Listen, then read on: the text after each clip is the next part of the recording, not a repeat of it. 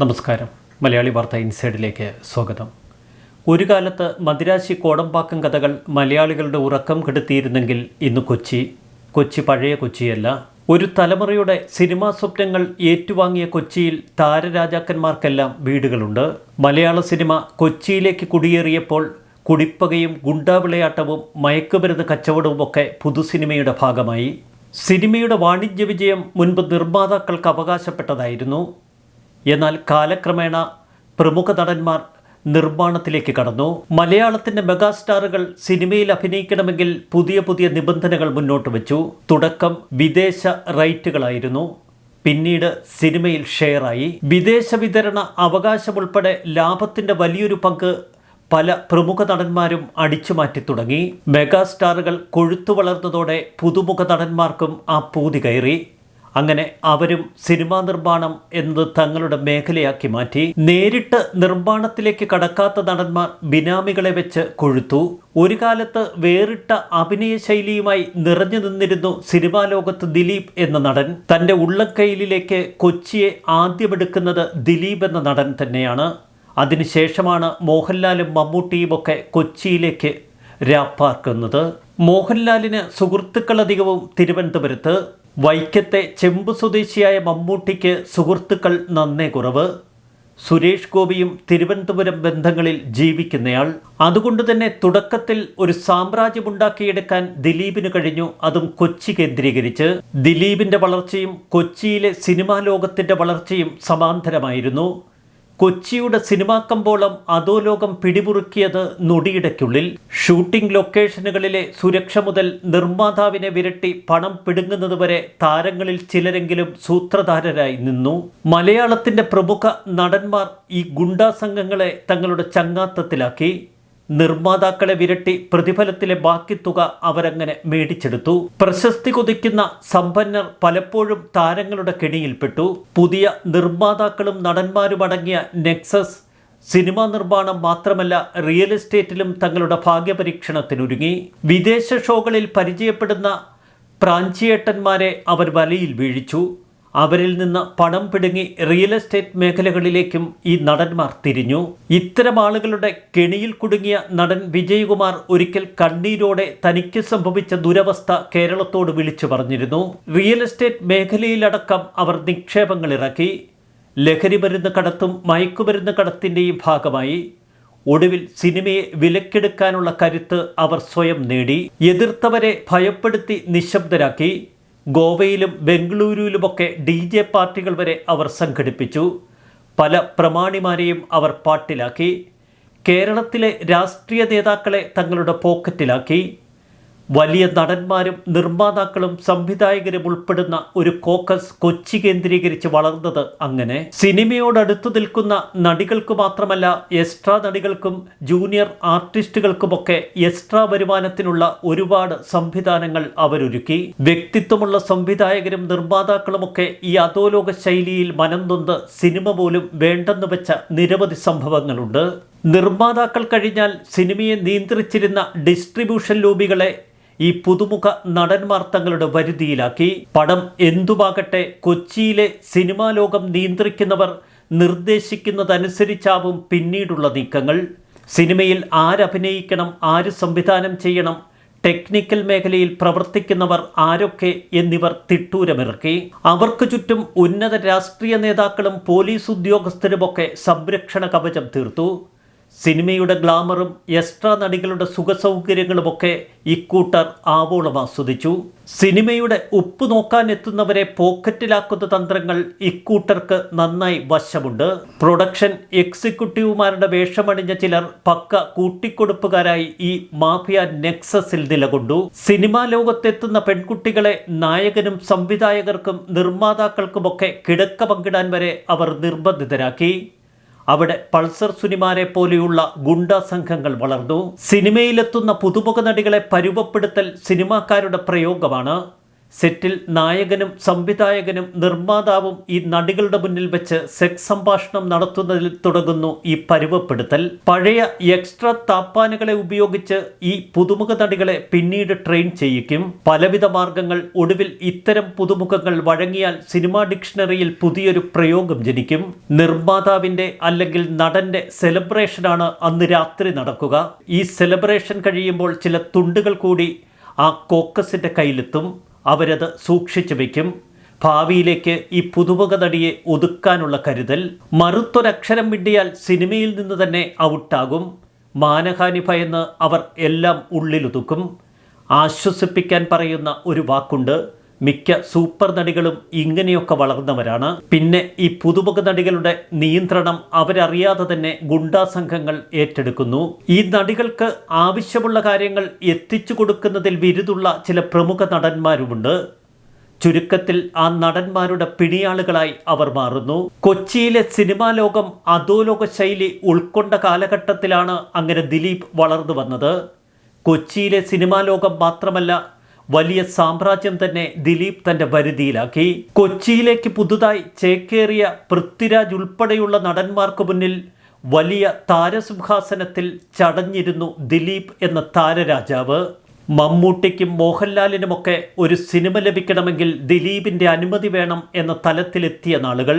അമ്മ എന്ന സംഘടന ജനിച്ചപ്പോൾ അമ്മയുടെ ധനശേഖരണാർത്ഥം നിർമ്മിച്ച സിനിമ പ്രൊഡ്യൂസ് ചെയ്തതും ദിലീപ് എന്ന നടൻ. മലയാള സിനിമയുടെ അവസാന വാക്ക് ദിലീപായി മാറിയ നാളുകളായിരുന്നു ആ കാലഘട്ടം.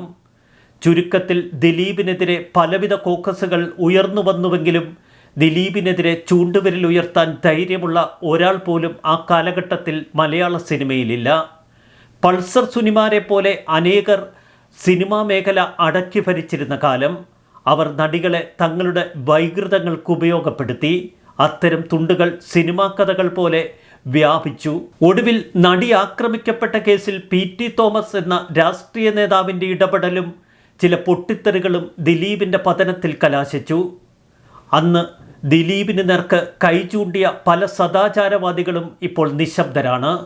എന്തുകൊണ്ടാണ് ദിലീപിന് നേരെ കൈ ചൂണ്ടിയ ആ സദാചാരവാദികൾ ഇപ്പോൾ നിശബ്ദരായി തുടരുന്നത്? വനിതാ കൂട്ടായ്മയുടെ പിറവിക്ക് കാരണമായ ഒരു പ്രമുഖ നടി പോലും ഇപ്പോൾ നിശബ്ദയായി നിലകൊള്ളുന്നു. കേരളത്തിൽ സിനിമയുടെ എല്ലാ മേഖലകളിലും അധോലോകം ശക്തമായി പിടിമുറുക്കിയിരുന്ന കാലഘട്ടത്തിലാണ് ദിലീപ് എന്ന വടവൃക്ഷം വീണുടയുന്നത്. തൊട്ടു പിന്നാലെ മോഹൻലാൽ കൊച്ചിയുടെ അമരത്തേക്ക് കടന്നു വന്നു. അവിടെ ആന്റണി പെരുമ്പാവൂരും മോഹൻലാലും പിന്നെ മോഹൻലാലിൻ്റെ കോക്കസുമൊക്കെ പുതിയ താരസിംഹാസനത്തിൽ ആരൂഢരായി. അവിടെയാണ് പൃഥ്വിരാജിനെ പോലെയുള്ളവർ പുതിയ നിർമ്മാതാക്കളായി അവതരിക്കുന്നത്. മമ്മൂട്ടിയുടെ മകൻ ദുൽഖർ സൽമാനും ശ്രീനിവാസന്റെ മക്കളുമൊക്കെ കൊച്ചിയിലെ പുതിയ താര രാജാക്കന്മാരായി മാറി. ഏറെ ഒറ്റപ്പെട്ടു വളർന്ന ഭഗത് ഫാസിൽ പിന്നീട് പ്രമുഖ നിർമ്മാതാവായി മാറി. ടൊവിനോ തോമസും മറ്റ് പുതുമുഖ നടന്മാരുമൊക്കെ കൊച്ചിയുടെ ജീവനാഡിയായി മാറി. എന്നാൽ എല്ലാവരും ഭയക്കുന്ന മെഗാസ്റ്റാറും സൂപ്പർ സ്റ്റാറുമൊക്കെ കൊച്ചിയെ വീണ്ടും നിയന്ത്രിച്ചു കൊണ്ടിരുന്നു. സിനിമാ നിർമ്മാണം പൂർണ്ണമായി നടന്മാരുടെ കൈകളിൽ അമർത്തപ്പെട്ട നാളുകൾ. മിക്ക നടന്മാരുടെയും ഉറ്റ സുഹൃത്തുക്കൾ ഗുണ്ടാ നേതാക്കൾ തന്നെയാണ് എന്ന് പത്രമാധ്യമങ്ങളിലൂടെ നമ്മൾ മനസ്സിലാക്കുന്നു. സിനിമയെ കൈപ്പിടിയിലാക്കാൻ ഇത്തരം അധോലോക ശൈലി തന്നെയാണ് അവർ പിന്തുടരുന്നതും. അമ്മയെന്ന താരസംഘടനയിൽ ശക്തമായ ചേരിതിരിവുണ്ട്. എന്നാൽ കൈ ചൂണ്ടി നേതൃത്വത്തിനെതിരെ സംസാരിക്കാൻ ശക്തിയുള്ളവർ അവിടെയില്ല. ആരെങ്കിലും അത്തരത്തിൽ പ്രതികരിച്ചാൽ പിന്നെ സ്ഥിരമായി അമ്മയിൽ നിന്നല്ല മലയാള സിനിമയിൽ നിന്ന് തന്നെ ഔട്ടാകും. ഒരു പ്രമുഖ നടിയുടെ മാത്രമല്ല, നിരവധി നടികളുടെയും സിനിമാ മുറ്റത്ത് ഒരിക്കലെങ്കിലും എത്തിയ നിരവധി പെൺകുട്ടികളുടെയും ബ്ലാക്ക് മെയിൽ വീഡിയോകൾ ഇന്ന് ധാരാളമുണ്ട് ഇത്തരം കോക്കസുകളുടെ കയ്യിൽ. പ്രമുഖ സംവിധായകൻ ഷാജി എൻ കരുൺ ഒരിക്കൽ പറഞ്ഞിരുന്നു, സിനിമാ ലോകത്ത് പ്രതിഭകളില്ല, പ്രതികൾ മാത്രമേയുള്ളൂ. താൻ സിനിമയിലെത്തുന്ന 1970 കാലഘട്ടത്തിൽ മലയാള സിനിമാ മേഖലയ്ക്ക് അച്ചടക്കമുണ്ടായിരുന്നുവെന്നാണ് ഷാജി എൻ കരുൺ പറഞ്ഞത്. എന്നാൽ പണം സിനിമയെ ഭരിക്കാൻ തുടങ്ങിയതോടെ ഇതിന് മാറ്റം വന്നു തുടങ്ങി. പണ്ട് സിനിമാ മേഖലയിൽ പ്രവർത്തിക്കുന്നവർ തമ്മിൽ പരസ്പര ഐക്യമുണ്ടായിരുന്നു. ഗാനരചയിതാക്കളും എഴുത്തുകാരും നടന്മാരും എല്ലാവരും ഒത്തുകൂടും. പരസ്പരം ഒരു ബന്ധമുണ്ട്. ഒരുമിച്ച് കൂടുമ്പോൾ മാത്രമേ സാമൂഹിക ഉന്നതിയും പ്രസക്തിയും ഉണ്ടാവുകയുള്ളൂ. 1990കളിൽ ബോളിവുഡിനെ ഭരിച്ചു തുടങ്ങിയ അധോലോകം മലയാള സിനിമയെയും ബാധിച്ചു തുടങ്ങിയതോടെ നമ്മുടെ സിനിമ സംസ്കാരം തന്നെ മാറി എന്നാണ് ഷാജി എൻ കരുൺ പറഞ്ഞു വെച്ചത്. ഇന്ന് സിനിമ എന്നത് കലാസൃഷ്ടി എന്നതിൽ നിന്ന് മാറി പണത്തിൻ്റെ ധാരാളിത്തമായി മാറി. സിനിമ മേഖലകളിൽ നിന്ന് ഒഴിവാക്കപ്പെടുന്നവരും സിനിമ വേണ്ടെന്ന് വെക്കുന്നവർ പോലും സംഘടനകൾക്ക് രൂപം കൊടുക്കുന്ന അവസ്ഥ. സിനിമയിൽ ഇന്ന് വ്യക്തിപരമായ താല്പര്യങ്ങൾക്കാണ് മുൻതൂക്കം എന്ന് തുറന്നു പറഞ്ഞത് ഷാജി എൻ കരുണിനെ പോലെ മുതിർന്ന സംവിധായകൻ. ഇന്ന് സിനിമയ്ക്കുള്ളിൽ പല വ്യവസായങ്ങൾക്കും കളമൊരുങ്ങിയ കാലഘട്ടമാണ് എന്ന് അദ്ദേഹം അന്ന് തുറന്നു പറഞ്ഞു. സിനിമയെന്ന കലയുടെ സംസ്കാരം കൈവിട്ടു. മനുഷ്യൻ കല കണ്ടുപിടിച്ചത് സന്തോഷിക്കാനാണ്, അല്ലാതെ നാശം കാണുന്നതിനല്ല. ന്യൂജൻ സിനിമ എന്നത് മലയാള സിനിമയെ മാറ്റിമറിക്കുമെന്നാണ് ധരിച്ചത് എന്ന് അദ്ദേഹം പറഞ്ഞു. പിന്നീട് അതിൽ പ്രവർത്തിച്ചവർ ആരൊക്കെയെന്ന് നമ്മൾ തിരിച്ചറിഞ്ഞു. ന്യൂജൻ സിനിമയും മട്ടാഞ്ചേരി മാഫിയയും ലഹരി മരുന്ന് സംഘവുമൊക്കെ ഇഴപിരിയാത്ത ബന്ധത്തിൽ കൊച്ചി കേന്ദ്രീകരിച്ച് പ്രവർത്തിക്കുന്നത് നമ്മെ അത്ഭുതപ്പെടുത്തി. അങ്ങ് മുംബൈയിൽ മാത്രമല്ല, ഇങ്ങ് കേരളത്തിലുമുണ്ട് അധോലോകം എന്ന് കേന്ദ്ര അന്വേഷണ ഏജൻസികൾ വെളിപ്പെടുത്തിയ കാലഘട്ടം. മലയാള സിനിമയിലും ദാവൂദിൻ്റെ ഡി കമ്പനി പിടിമുറുക്കിയതായി കേന്ദ്ര സാമ്പത്തിക കുറ്റാന്വേഷണ ഏജൻസികൾ വെളിപ്പെടുത്തിയിരുന്നു.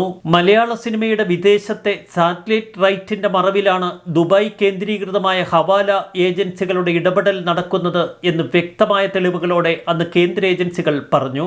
3 കോടി പ്രതിഫലം പറ്റുന്ന നടൻ ദിലീപിന് അന്നുണ്ടായിരുന്നത് 800 കോടി രൂപയുടെ ആസ്തിയാണ് എന്ന് കേന്ദ്ര അന്വേഷണ ഏജൻസികൾ അന്വേഷിക്കുന്ന കാലഘട്ടങ്ങളിൽ നമ്മൾ പത്രങ്ങളിലൂടെ വായിച്ചു. ദാവൂദിന്റെ വലംകൈയായ ഗുൽഷൻ ദുബായിലിരുന്ന് മലയാള സിനിമയെ നിയന്ത്രിക്കുന്നതിന്റെ കഥകൾ അക്കാലഘട്ടത്തിൽ നമ്മൾ കേട്ടു. അന്ന് മലയാള സിനിമയിൽ അഭിനയിക്കുന്ന നടീനടന്മാർക്കും സാങ്കേതിക വിദഗ്ധർക്കുമൊക്കെ നാമമാത്ര തുക മാത്രമാണ് കേരളത്തിൽ വെച്ച് കൈമാറുക.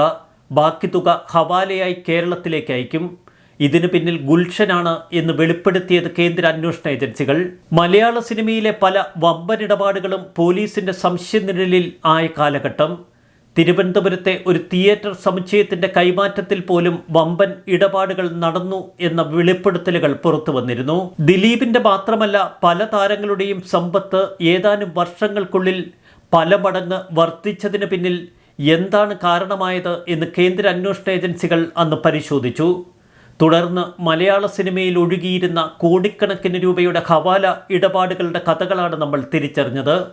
കണക്കിൽപ്പെടാത്ത ഏകദേശം 125 കോടി രൂപ മലയാളത്തിലെ പ്രമുഖ നടന്മാരുടെ വീടുകളിൽ നിന്നും ഓഫീസുകളിൽ നിന്നുമൊക്കെ പിടിച്ചെടുത്തതിൻ്റെ കഥകൾ മലയാളിയെ ഞെട്ടിച്ചിരുന്നു.